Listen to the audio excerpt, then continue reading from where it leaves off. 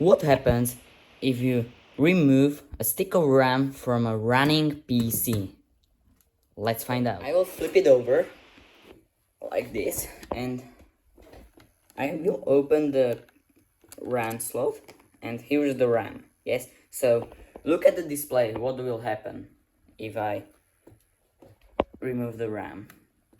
1, 2, and the PC restarts and the display will look like this.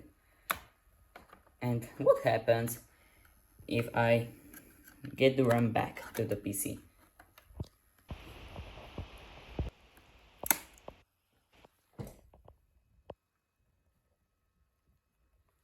The display is still black, but the PC is still running.